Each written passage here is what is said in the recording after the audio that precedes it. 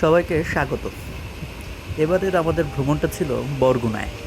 বরগুনার তালতলিতে গিয়েছিলাম। আর এই তালতলিতে গিয়ে আমরা গিয়েছিলাম নিদ্রা জেলে পল্লীতে। সেখানে একটি সুন্দর সন্ধ্যা কাটিয়েছি।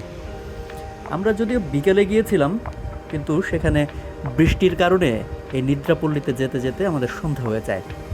কিন্তু সে সময়টায় যাওয়াটাও আরেক রকমের সৌন্দর্য দেখার সুযোগ করে দিয়েছিল। বৃষ্টির কারণে চারপাশ ভিজে একাকার হয়েছিল এবং আশপাশের গাছগুলা এবং পুরো প্রকৃতি একদম সবুজাভ ছিল। বৃষ্টি হয়ে যাওয়ায় খালগুলো ছিল পানিতে টইটম্বুর, যে কারণে পানির এমন স্রোত দেখতেই পাচ্ছেন আপনারা। যদিও বৃষ্টি শেষে আমরা মাঝিদের ব্যস্ততা দেখেছি, জেলেদের ব্যস্ততা দেখেছি। এই যে সামনে যে নৌকোগুলো দেখছেন, এই কাঠের নৌকোগুলোতেই জেলেরা মাছ ধরতে সাগরে যায়, তারই প্রস্তুতি চলছিল। জাল ঠিকঠাক করে গুছিয়ে রাখছিলেন পরবর্তী ট্রিপের জন্য।